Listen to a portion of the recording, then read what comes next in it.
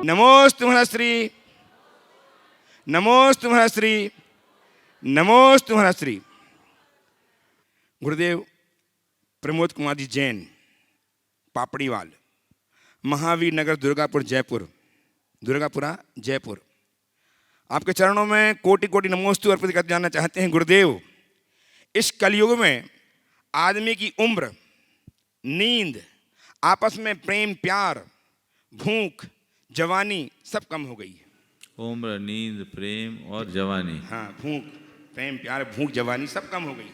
ज़्यादा धार्मिक व्यक्ति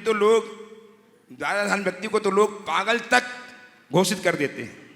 मेरी पीड़ा यह है कि हमारा आगम काफ़ी पुराना है, जो कलयुग के हिसाब से अपडेट नहीं है। इसलिए क्या अंदर धार्मिकता बनाए रखते हुए हम बाहर हम कलयुगी आचरण कर सकते हैं? क्या बात। वर्तमान युग में उम्र, नींद, भूख, जवानी और प्रेम, अपनत्व सब कम होते जा रहा है। धार्मिक व्यक्तियों को तो बहुत दिक्कत हो रही है। पूछा है कि क्या कलयुग के अनुसार हम ऊपर से साधारण और भीतर से धर्मी जीवन जी सकते हैं? मैं तो इतना कहूँगा, ऊपर से तुम जाहिर जो रहो, भीतर से धर्मी बने रहो। परेशानी तो उनसे है जो ऊपर से धर्मी और भीतर से अधर्मी बने।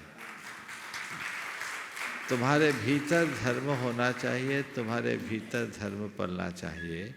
और यदि ऐसा है तो कोई दिक्कत नहीं। धर्म ये नहीं कहता कि तुम अपने धर्म का प्रदर्शन करो, पर धर्म इतना जरूर कहता है कि निज को अनुशासित रखो, निज के अनुशासन में रहे। धर्म का सच्चा अर्थ स्वयं पर स्वयं का अनुशासन है, और वह अनुशासन ही संयम है। जब वो घट जाए तो जीवन में अपने आप सब चीज़ें घटित होने लगती। और जिस मनुष्य के हृदय में ऐसा अनुशासन घट जाता है, वही बाहरी प्रभाव से प्रभावित भी नहीं होता।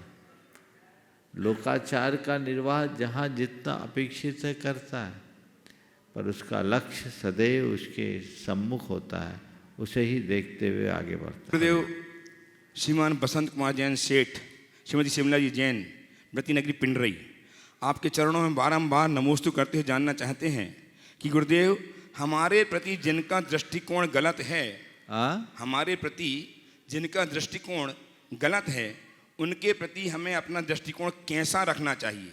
गुरुदेव, हम चाहे कितने भी अच्छे क्यों ना हों, जिनका दृष्टिकोण हमारे प्रति गलत है वह अंत तक हमें गलत ही समझता है।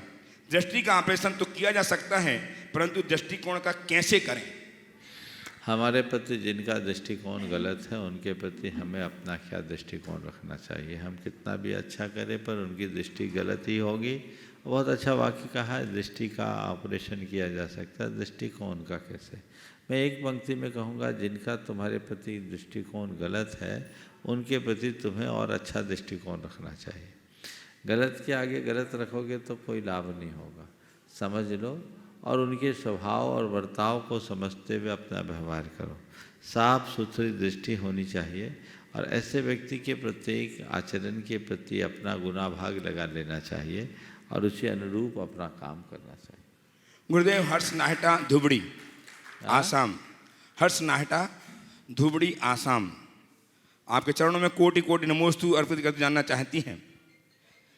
महाराज श्री, ऐसा कहा जाता है कि एक बार जो सम्मेद शिखर जी की वंदना कर लेता है वह दुर्गति का पात्र नहीं बनता। लेकिन अगर कोई इंसान ने सम्मेद शिखर जी की वंदना खूब की हो, लेकिन आयु बंध के समय परिणाम बिगड़ जाएं, अच्छे ना हों, तो उसकी गति क्या होगी? क्या तब भी उसे दुर्गति में नहीं जाना पड़ेगा? अगर भाव सहित वंदना की है तो ऐसा होगा ही नहीं, और अगर इसके बाद भी परिणाम बिगड़ रहे हैं तो तय मानना उसकी वंदना भाव रहित है। गुरुदेव, खुशबू जैन, बेंगलुरु, कर्नाटक, नमोस्तु अर्पित जानना चाहती हैं। खुली आंख से सपना देखने वाले उसे पूरा करने का प्रयत्न करते हैं, लेकिन बंद आंख से या नींद में देखे गए सपने क्या महत्व रखते हैं? क्योंकि उन सपनों में तो हम आनंदित होते हैं या आशंकित होते हैं, तो उन सपनों की हमारे जीवन में क्या भूमिका है? देखो, सपने वही साकार होते हैं जो नींद उड़ा दे, वे सपने कभी साकार नहीं होते जो नींद में आते हैं। तो हमारी नींद टूटनी चाहिए। अपने अंदर के सपने को साकार करने के लिए हमें संकल्पित और समर्पित रहना चाहिए। उसके लिए जब हम प्रयत्नशील होंगे तभी वैसे परिणाम हमारे जीवन में घटित होंगे। तो जो भी सपने, एक सपने आते हैं और एक सपने गढ़े जाते हैं। जो सपने आते हैं वे आते और चले जाते हैं, लेकिन जिन सपनों को गढ़ा जाता है उसके लिए अपने आप को खपाना पड़ता है, और जो खुद को खपाते हैं वही अपने सपनों को साकार कर पाते हैं। गुरुदेव राजेश जैन RI, गोपालगंज सागर, आपके चरणों में बारंबार नमोस्तु करते जानना चाहते हैं कि गुरुवर, दूसरों पर दोष मढ़ने की प्रवृत्ति मनुष्य का मनोवैज्ञानिक पहलू हो सकता है। व्यवस्था या व्यवस्था के लिए ना तो भगवान दोषी होते हैं न संत। जन सैलाब में जब हम कूद ही पड़ते हैं तो तैरने और डूबने का पीड़ादायक दृश्य हम दूसरों पर क्यों मढ़ देते हैं? इससे निजात पाने का तरीका क्या है? देखिए, मनुष्य की एक प्रवृत्ति सी बन गई है, वह है दूसरों की तरफ देखने की वृत्ति। उसके मन का ईगो स्वयं की कमजोरियों को स्वीकारने नहीं देता और दूसरों की कमजोरी को छोड़ने नहीं देता। यदि मनुष्य मन से सरल हो जाए तो अपने दोषों को सहज स्वीकार करेगा और सामने वाले लोग के दोषों को नज़रअंदाज करने की क्षमता विकसित करेगा। तो उसके लिए आवश्यकता है अपने अहम को विसर्जित करने की। गुरुदेव, टीकमगढ़ मध्य प्रदेश से ध्रुव जी छोटा प्रश्न पूछ रहे हैं कि गुरुदेव, आगम के अनुसार पितृदोष का जीवन पर क्या असर पड़ता है? पितृदोष है क्या? जैन धर्म में कोई पितृदोष नहीं माना जाता। आंचल जैन, अमीनगर सराय, बागपत, उत्तर प्रदेश, आपके चरणों में बारंबार नमोस्तु अर्पित कर जानना चाहती हैं कि महाराज श्री, किसी ने सच ही कहा है कि किसी को डर है कि ईश्वर देख रहा है और किसी को भरोसा है कि ईश्वर देख रहा है। तो महाराज श्री, मेरी शंका यह है कि हम बुरा काम करते वक्त ईश्वर से डर और अच्छा काम करते वक्त ईश्वर पर विश्वास अपने अंदर कैसे पैदा करें? किसी को डर है कि ईश्वर देख रहा है, किसी को भरोसा है कि ईश्वर देख रहा है। बस मैं समझता हूँ जिस दिन डर भरोसा में बदल जाएगा, जीवन का कायाकल्प होगा। पापी के हृदय में डर होता है और श्रद्धालु के हृदय में भरोसा होता है। यदि तुम सच्चे अर्थों में भगवान के प्रति श्रद्धा रखते हो तो तुम गलत कर ही नहीं सकते, क्योंकि तुम्हारी नज़र में ईश्वर है। तुम विश्वास में जियोगे, शंका में नहीं।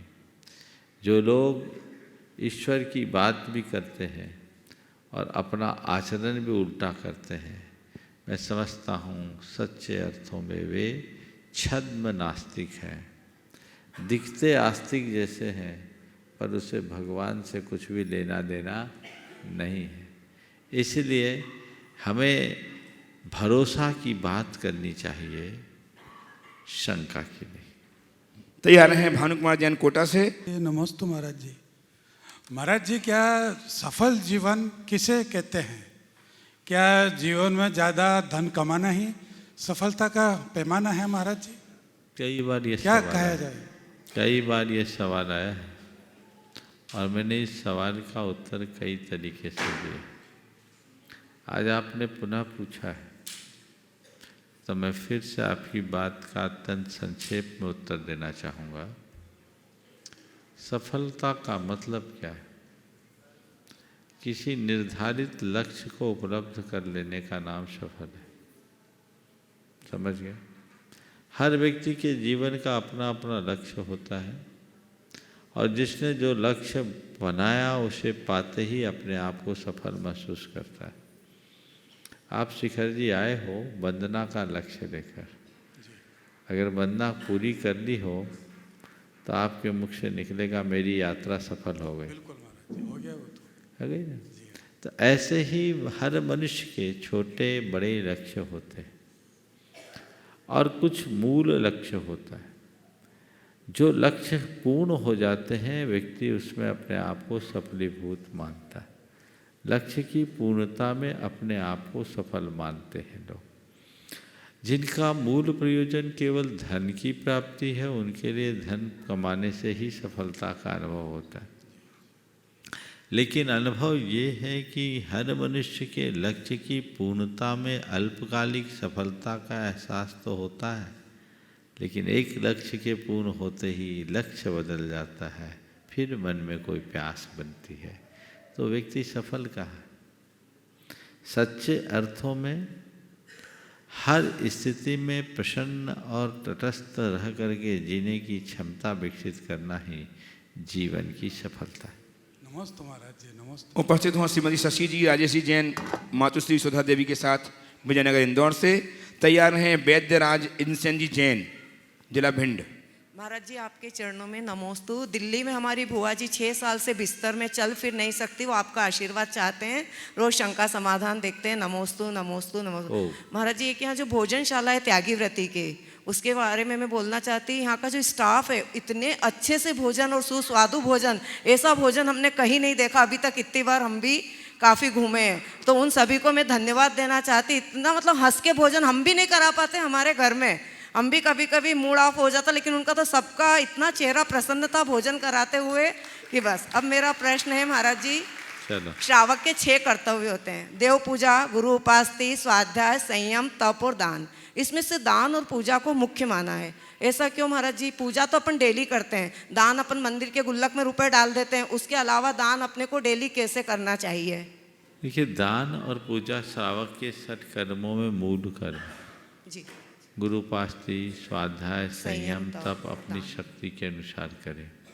पूजा करते हैं उसमें गुरु उपासना भी आ जाती है। दान कोई ज़रूरी नहीं कि रोज करे, दान की अनुमोदना करे, अपने द्रव्य का एक भाग निकालते रहें और जब मौका आए तो उसे लगा दे। तो महाराज जी रोज सवेरे भी अपन वो दान अलग रख सकते हैं निकाल के? हाँ। फिर अपन कहीं भी मौका आए तो उसे लगा सकते हैं? बिल्कुल। अच्छा महाराज जी, एक भावना योग के लिए था कि जैसे आपके कमांड इसमें तो है फोन वगैरह में, लेकिन कोई किताब है, हमारे एक भाई है वो फोन वगैरह नहीं देखते लेकिन करना चाहते हैं, तो कैसे करे भावना योग? भावना योग को कहीं भी टेक्स्ट के रूप में प्रकाशित नहीं किया है और न करना, क्योंकि उसे प्रकाशित करने के बाद आप लोग उसे प्रतिक्रमण की तरह पढ़ने लगेंगे जी, और वो प्रतिक्रमण की तरह पढ़ने लगेंगे तो उसका पूरा रस खत्म हो जाएगा, तो उसको श्रवण करके दोहराने में ही लाभ। जी महाराज, नमोस्तु महाराज जी। आइए वैद्य श्रीमान इंसन जी जैन। तो नमस्तु नमस्तु। हम आपसे प्रश्न करना चाहते हैं कि ज़िंदगी में हम अच्छे अच्छे काम करते हैं, फिर भी हमें परेशानी क्यों होती है, दुख क्यों होता है? दूसरी बात यह है कि आजकल लोग आयुर्वेदिक दवाइयों का प्रयोग कम करते हैं और एलोपैथिक दवाइयों का प्रयोग ज़्यादा करते हैं। उनका कारण यही है कि अंग्रेजी दवाइयाँ साइड इफेक्ट भी होता है, अहिंसक भी होती हैं। तो इसका आप अगर और हमने आपका नवजीवन पाठ पढ़े, बहुत अच्छा लगा, बहुत अच्छा बढ़िया सवाल हो गया आपका। अच्छे अच्छे काम करने वाले को भी क्या बोला आपने, बुरा फल में दुखी क्यों होते हैं? इसलिए कि पहले अच्छा काम करने वालों को आपने दुखी किया, इसलिए सोचो कि अच्छा काम करने के बाद भी दुखी हो रहे तो बुरा करेंगे तो बचेंगे ही नहीं, इसलिए मुझे अच्छा ही अच्छा करना है। जहाँ तक एलोपैथ और आयुर्वेद की बात है, एलोपैथ आयुर्वेद की तुलना में थोड़ा फास्ट रिलीफ देता है और आजकल लोगों की लाइफ स्टाइल बिल्कुल बदल गई, उसे सब कुछ तुरंत चाहिए। लेकिन ये बात बिल्कुल सही है कि इसके एलोपैथ की तुलना में आयुर्वेद के अपने प्रभाव है, उन्हें हमें देखना चाहिए। हमें पैथी से नहीं अहिंसा से बचना चाहिए और जो औषधियाँ आयुर्वेद में उपलब्ध हो उन्हें हमें प्रमुखता देनी चाहिए। चलिए रोशनी जी नवदीप जी जैन सतना से उपस्थित हों। श्री कोटि कोटि नमोस्तु नमोस्तु नमोस्तु। मेरी शंका यह है कि क्या समाधि मरण 1 दिन या 1 महीने की तैयारी का नाम है और हमें हमारे जीवन में कब से इसकी प्रिपरेशन करना चाहिए? और देखिए, 1 दिन और 1 घंटे की तैयारी में समाधि मरण हो सकता है, लेकिन 1 दिन की तैयारी से समाधि नहीं होती। समाधि के लिए पूरे जीवन तैयारी रखनी चाहिए। हम हमारे पूरी बात सुनो, पूरे जीवन तैयारी रखनी चाहिए। उसके लिए रोज भावना भानी चाहिए, क्योंकि समाधि बहुत दुर्लभ तत्व है, उसे पाने के लिए कई भावों का पुरुषार्थ चाहिए पड़ता है। समझ गए? और हम हमारे जीवन में और अपने बच्चों में ऐसे कैसे संस्कार डालें कि वो हमारी समाधि में निमित्त बने और स्वयं भी इस पथ पर आगे बढ़ें?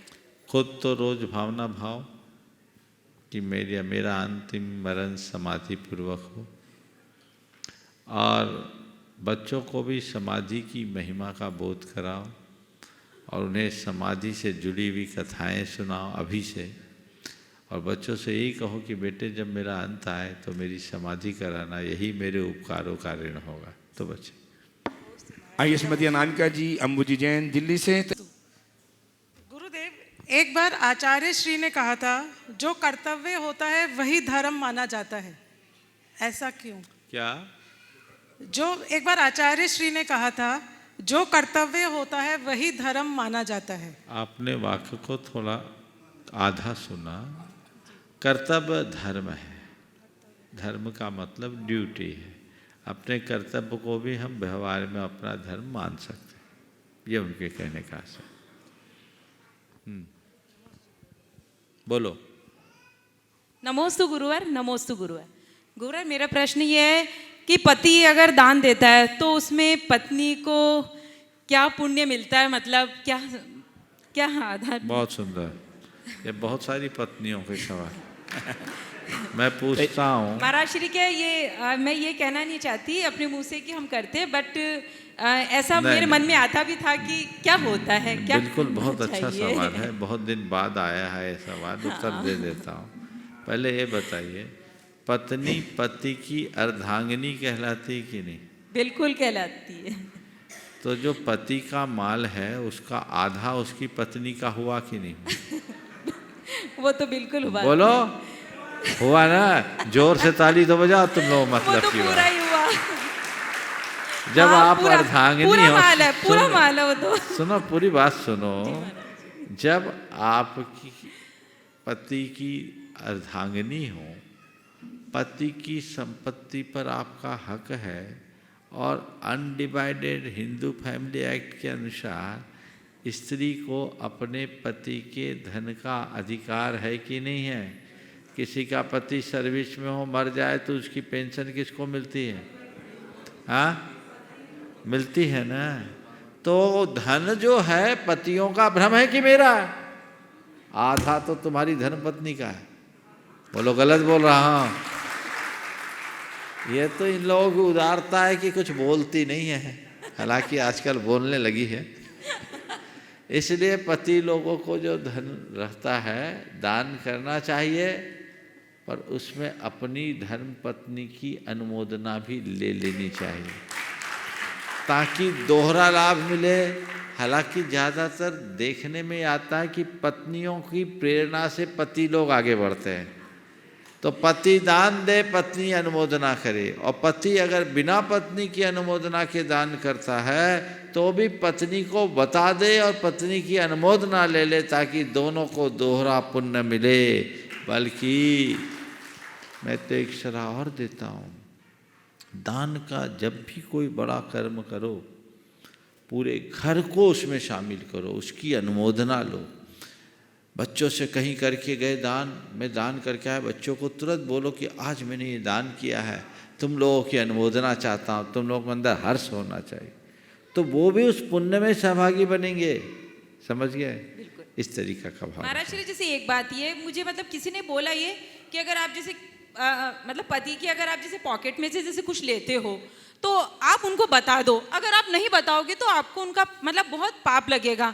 तो महाराज जी, जब ऐसी बात है तो अगर पॉकेट में से बाई चांस अपन किसी चीज के लिए लेते, हालांकि लेंगे, बताएंगे और किसी अच्छे कार्य के लिए ही लेंगे, पर तो जैसे अपन मैं आपके नहीं बताते तो क्या पाप लगता है क्या? आपके माध्यम से पतियों को सलाह दे देता हूँ, इतना दे दो कि पार्टी से पॉकेट से निकालने की नौबत ही ना। महाराज जी, पाप और पुण्य की बता दो आप। लेकिन एक बार मैंने ऐसा कहा तो एक ने कहा, महाराज जिस दिन ऐसा हो जाएगा उस दिन स्त्रियों का स्वभाव बदल जाएगा। वो संभव नहीं है कलयुग में, उन्हें कितना भी दो, मज़ा तो पॉकेट से निकालने का ही है। चलिए नमोस्तु उपस्थित हो श्रीमान प्रवीण जी पंचोलिया। नमोस्तु महाराज साहब, नमोस्तु। सुदामा नगर इंदौर के सभी समाज की तरफ से नमोस्तु नमोस्तु नमोस्तु। गुरुवर, वर्तमान के 24 तीर्थंकर का परिचय पढ़ने पर ज्ञात हुआ कि प्रत्येक तीर्थंकर ने 1 या 2 भव पूर्व मुनि धर्म अंगीकार करके अपने कर्मों की निर्जरा की थी, मगर राजा श्रेणिक का ऐसा कौन सा सातिशय पुण्य था कि बिना अणुव्रत बिना महाव्रत धारण किए उनकी तीर्थंकर प्रकृति का बंध हो गया? कृपया अवगत करावें। देखिए, तीर्थंकर प्रकृति का बंध मुनि ही करे ऐसा कोई नियम नहीं। चतुर्थ गुणस्थान से सप्तम गुणस्थान तक तीर्थंकर प्रकृति का बंध का प्रारंभ कोई भी मनुष्य कर सकता है। राजा सैनिक के जीवन में योग बना, वो मुनि नहीं बन पाए और ये योग बन गया। हालांकि एक जो आपके प्रश्न का एक दूसरा पहलू था, उससे मैं आपके माध्यम से उठाना चाहता हूँ कि हमारे 24 तीर्थंकरों के 10 भावों में उनके धर्म क्षेत्र में क्रमिक विकास के उदाहरण मिलते हैं। महावीर भगवान शेर की पर्याय से, पार्श्वनाथ भगवान नाहर हाथी की पर्याय से, ऐसे 24 के 24 तीर्थंकर का इतिहास 10 भवों से उत्तरोत्तर धर्म के क्षेत्र में आगे बढ़ने का है। उसमें वे श्रावक रहे तब तक श्रावक धर्म का पालन किए, और मुनि बने तो उत्कृष्ट मुनिचर्या का पालन किए, और प्रायः सभी मुनि अवस्था में ही 16 कारण भावना के बल पर तीर्थंकर प्रकृति का बंध कर तीर्थंकरत्व को प्राप्त किए। शैणिक के साथ ऐसा नहीं हुआ, और भी हमारे 16वें तीर्थंकर जो आगामी होंगे उनके साथ भी ऐसा नहीं हुआ। पर जो 16वें तीर्थंकर वो तो पिछले भवों में धर्म से जुड़े रहे। शैणिक का चरित्र हमको मिलता नहीं, उसके अतीत के भवों का पता नहीं रखता। भटका हुआ था, मैं यही मानता हूँ ये उसकी भक्ति का प्रताप था कि जो अन्य तीर्थंकरों ने 10 भवों में योग्यता पाई, शैणिक ने वो योग्यता 1 भव में विकसित कर ली।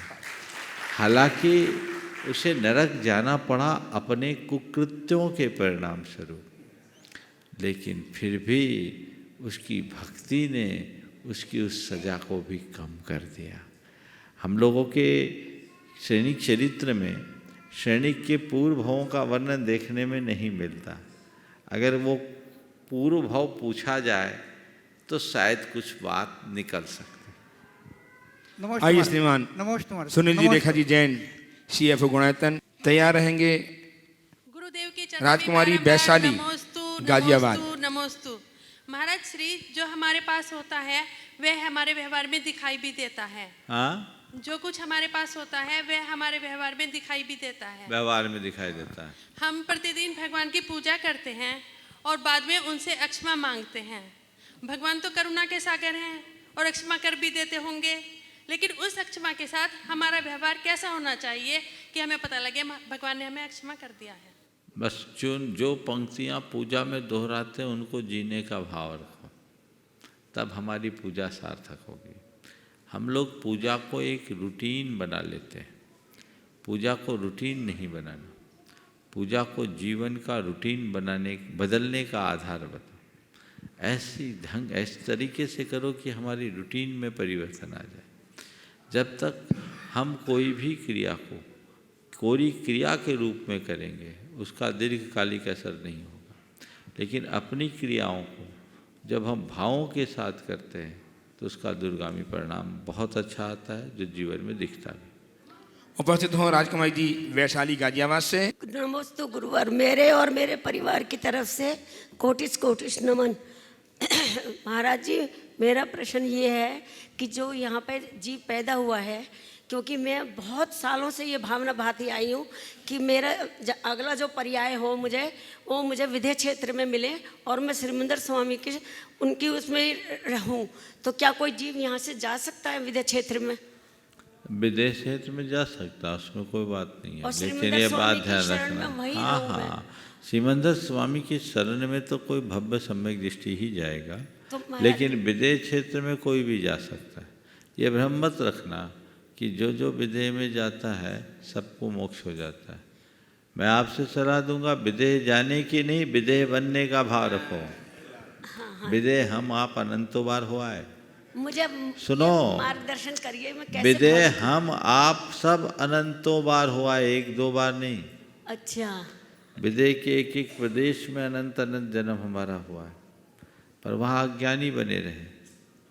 वह विदेह का जन्म व्यर्थ है जिसमें धर्म की समझ नहीं, और पंचम काल के भरत क्षेत्र का जन्म सार्थक है जिसमें जीवन का अर्थ पता है।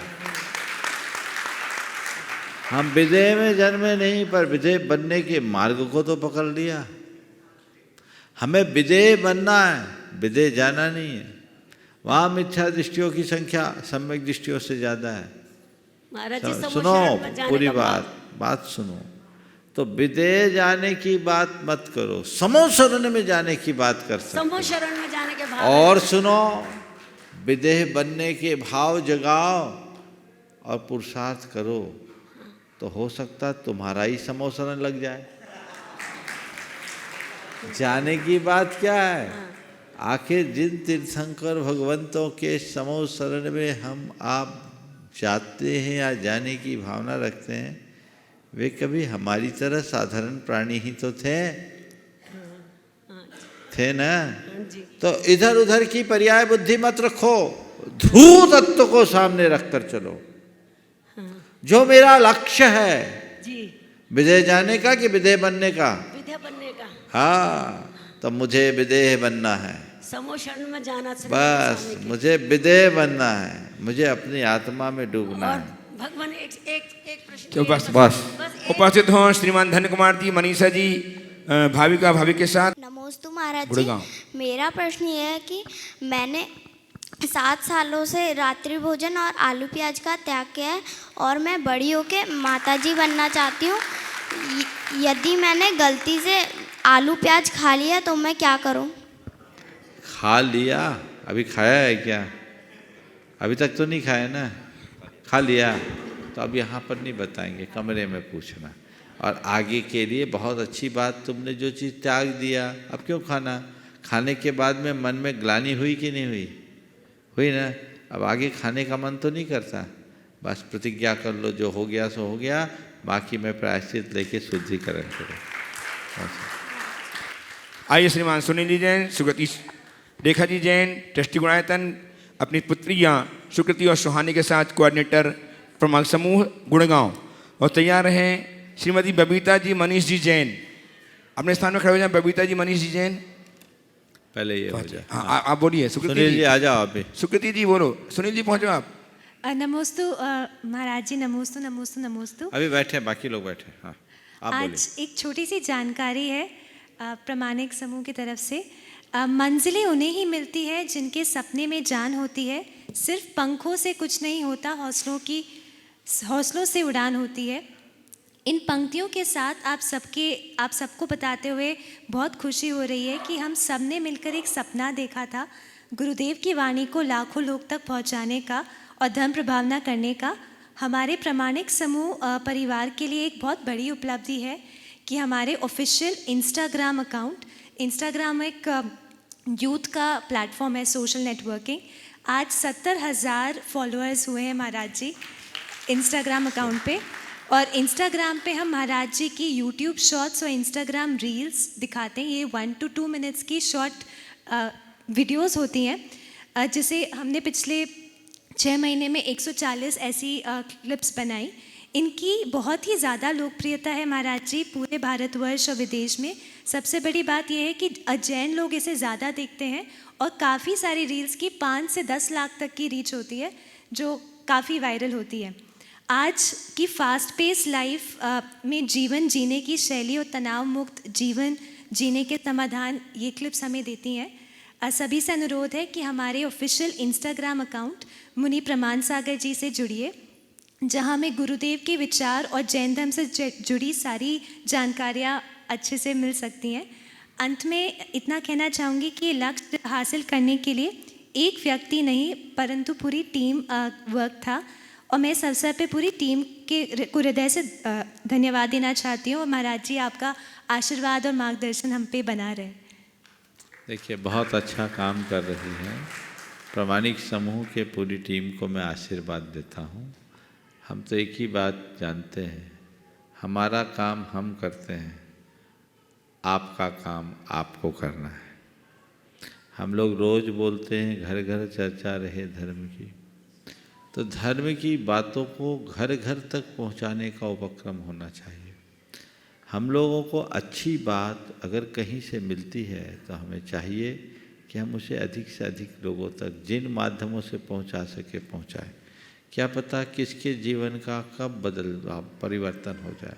आज एक युवक इस सभा में बैठा है, मैं खड़ा तो नहीं करूँगा, लेकिन उस युवक के जीवन में एक ऐसा परिवर्तन आया, उसने कहा महाराज एक प्रवचन ने मेरे जीवन को बदल दिया। मेरे जीवन में एक घटना घटी और उसके दूसरे दिन ही आपका वो प्रवचन आया। मुझे लगा कि जैसे ये प्रवचन मेरे लिए ही है। मेरा माइंड डिस्टर्ब था, प्रवचन सुना, आज मैं ठीक हूँ, मेरा परिवार बिखरने से बच गया। ये कई लोगों के साथ होता है, कईयों के साथ हो सकता है। व्यक्ति सभा में है लेकिन मैं चला के खड़ा नहीं करूँगा। तो ये चीज़ें कईयों के साथ हो सकता है। तो यही तो उपकार है। तो आप लोग स्वार्थी मत बनिए, खुद करिए, औरों तक फैलाने का काम कीजिए। धर्म प्रभावना का ये एक श्रेष्ठ उपक्रम है और इसमें जो भी लगे हैं उनको बहुत बहुत आशीर्वाद। बोलिए सुनील जी, एक मिनट रुकिए आप। हाँ रेखा जी, हाँ बोलिए। नमोस्तु गुरुदेव, नमोस्तु गुरुदेव। महाराज जी, स्वाध्याय का सही तरीका क्या है? क्योंकि गृहस्थ में रहते हैं, हमें कभी रात में समय, दोपहर में समय रहता है, तो किस तरह शुद्धता बनाकर उसका स्वाध्याय? बिस्तर के कपड़ों से कभी स्वाध्याय नहीं करना। धुले कपड़े हो, पालती मारकर बैठना। अगर जमीन पर बैठकर कर सको तो सबसे उत्तम। कदाचित जमीन में बैठने की अनुकूलता है तो पैर पर न अनुकूलता ना हो तो ऊंचे आसन पर बैठें और जिनवानी को अपने से ऊपर रखें, अपने नाभि से ऊपर रखें। पैर पर पैर न फंसाएं, हाथ पांव धो करके स्वाध्याय करने के लिए बैठें। मंगलाचरण पूर्वक स्वाध्याय की शुरुआत करें और जिनवानी के वंदन के साथ स्वाध्याय को विराम दें। और जितना भी पढ़े कम से कम एक प्रकरण पूरा करके उठें। स्वाध्याय करने का मतलब ये नहीं है कि अलमारी से ग्रंथ निकाला। अतनंतर गौतम स्वामी ने राजा सैनिक से कहा, हे सैनिक, जम्बूद्वीप के मध्य में सुमेरु पर्वत है और वहाँ हस्तिनापुर नाम का नगर है, वहाँ ये राजा रहता था, उसकी ये पत्नी थी, इसका ये बेटा था। ऐसा नहीं, प्रकरण पूरा करो और वहाँ जो लिखा गया है उसके सार को अपने मानस में अंकित करने की कोशिश करें, तब वो स्वाध्याय हमारे जीवन में प्रभावी भी होगा और उसका लाभ भी। हाँ सुनील जी, हाँ जी, हाँ बोलिए।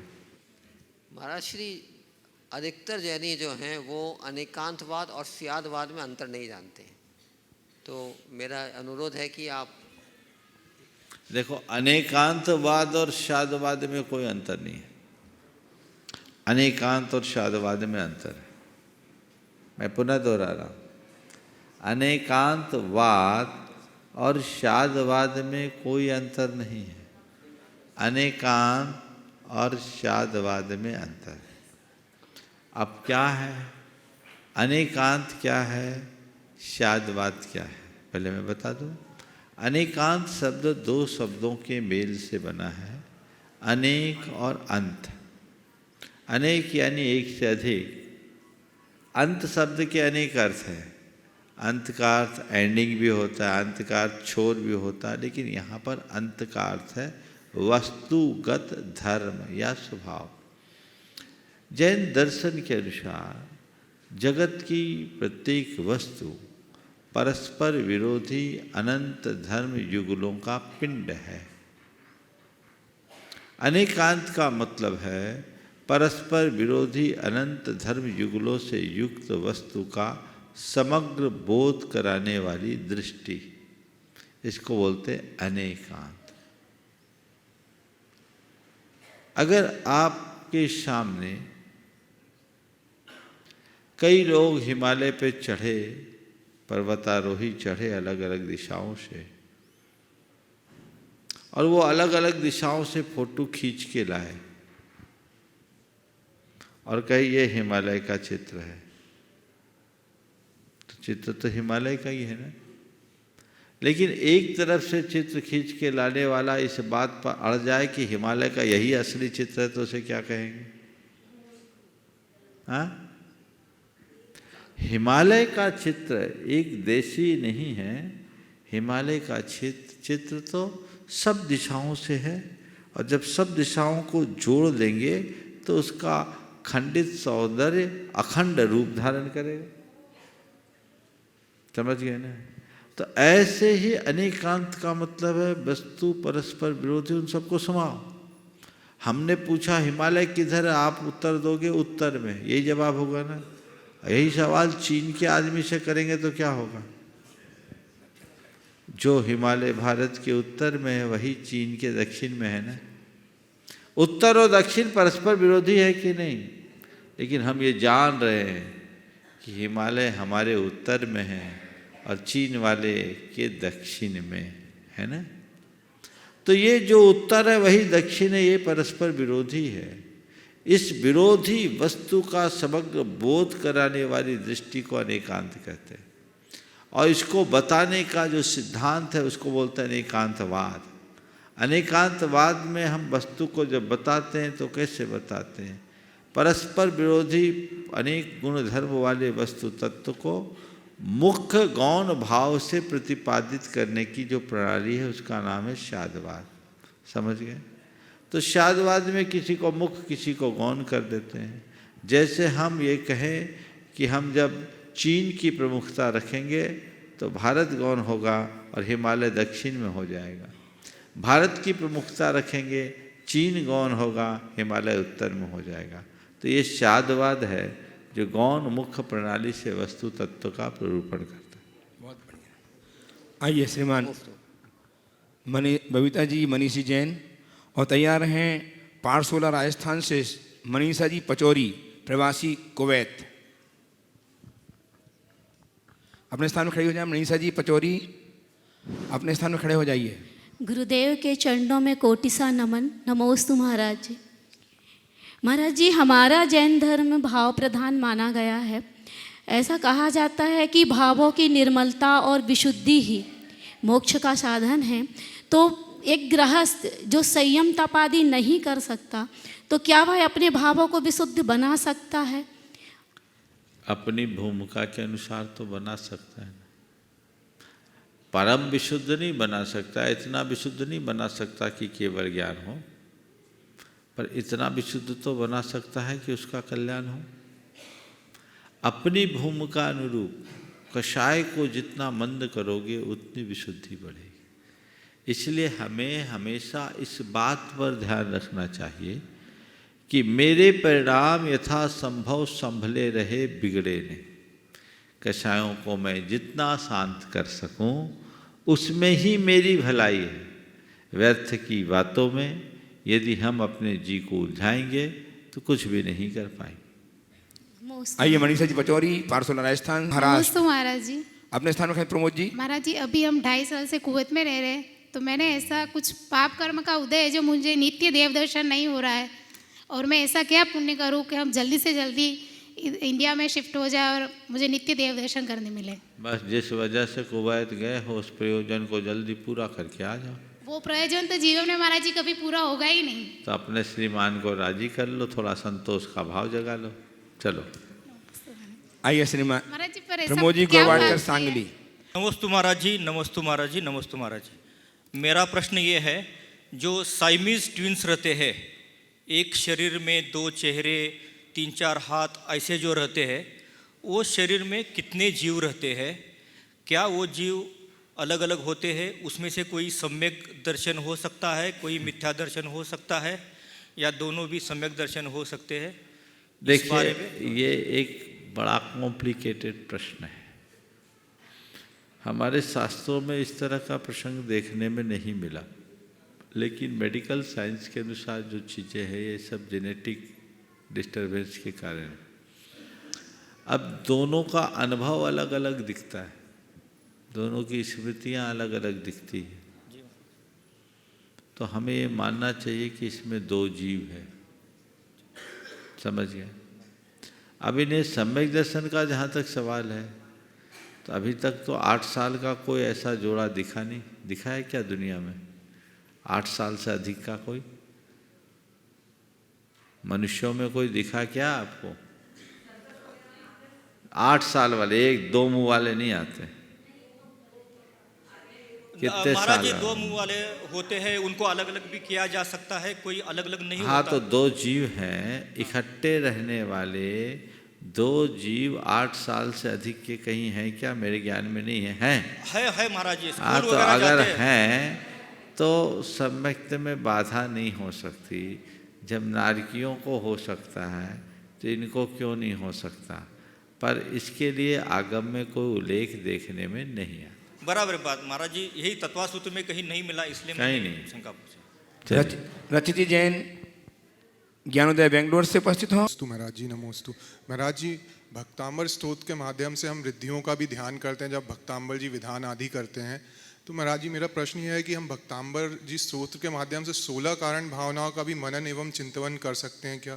क्या भक्तांबर स्तोत्र में ऐसी व्यवस्थाएं, ऐसी मतलब हम एक एक भावना से रिलेट कर सकते हैं क्या किन्हीं स्तोत्रों को? देखो, इस हिसाब से मैंने सोचा नहीं। भक्तांबर स्तोत्र में बहुत अर्थ है, लेकिन भक्तांबर स्तोत्र में अरहंत भगवान की भक्ति है। अगर हम चाहें तो उसमें दर्शन विशुद्धि को जोड़ सकते हैं, अन्य चीज़ों को भी जोड़ सकते हैं। ये हमारे चित्त की परिणति के ऊपर निर्भर है। नमोस्तु महाराज जी। अगला। श्रीमती रेखा जी जैन विधि से उपस्थित हो। तैयार हैं शैला बीना अनिल बलजीत जैन, रोहतक रोड, करोल बाग, दिल्ली। नमस्ते महाराज जी। स्वाध्याय में आया कि 1 इंद्रिय से लेकर 5 इंद्रिय जीवों को आर्तरोध परिणाम, 1 इंद्रिय से लेकर 5 इंद्रिय तक के जीवों के आर्तरोध परिणाम हमेशा बने रहते हैं। तो प्रश्न ये है कि 1 इंद्रिय से लेकर 4 इंद्रिय तक के जीवों के तो मन ही नहीं होता, फिर बगैर मन के आत्मरोध ध्यान या कोई भी ध्यान कैसे संभव है? हमारे आप जैसा आत्मरोध ध्यान नहीं रहता, लेकिन उनके पास इष्ट वियोग अनिष्ट संयोग की विकल्प हमेशा बने रहते हैं। वे धर्म ध्यान नहीं कर पाते। तो जो धर्म ध्यान नहीं करेगा वो क्या करेगा? समझ गए? उनके अंदर डर रहता है, उनके अंदर चिंता होती है, उनके अंदर अपनी बचाव की कोशिश बनी रहती है। इस वजह से वे आर्त ध्यान में अधिकता से रहते हैं। और एक दूसरे को शिकार करने की भावना रखना वो रौद्र ध्यान है। सो रौद्र ध्यान भी उपस्थित करोल बाग, दिल्ली से शैला बीना अनिल जी बलजीत जी जैन। तैयार हैं अशोक जी जैन, जोरा, कोटा से। गुरुदेव के चरणों में नमोस्तु नमोस्तु नमोस्तु। गुरुदेव, आज मैं शिखर जी के सभी मंदिरों के दर्शन करने गए। वहाँ पे बहुत सुंदर मूर्तियाँ देखी, मगर वहाँ पर कुछ एक प्रतिष्ठित की हुई मूर्तियाँ नहीं थी। उनके सामने हमें दर्शन कैसे करने चाहिए? द्रव चढ़ाना चाहिए या नहीं? अप्रतिष्ठित प्रतिमाओं के दर्शन नहीं करना चाहिए और वहाँ के व्यवस्थापकों को बोलना चाहिए इस पर एक कपड़ा डाल दीजिए, आवरण रखिए, धागा बांध दीजिए, ताकि लोग जान सके ये मूर्ति प्रतिष्ठित नहीं है। जिन मंदिरों में भी बिना प्रतिष्ठा की प्रतिमा को इस तरह से प्रदर्शित किया वो उचित नहीं। मतलब करने नहीं, द्रव नहीं चढ़ाना चाहिए। वहाँ बताना चाहिए उनको कि आप ऐसा कर दीजिए। बहुत अच्छा। आइए अशोक जी जैन, जोरा।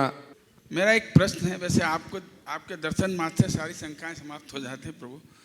एक अक्सर ये पाया जाता है कि जो विपरीत स्वभाव की आत्माएं का जन्म कैसे होता है। सज्जन व्यक्तियों के दुर्जन व्यक्ति हो जाते हैं, जो आजकल हो रहा है, और जो जिनमें शादियां होती हैं उन लोगों में बहुत तनाव रहता है।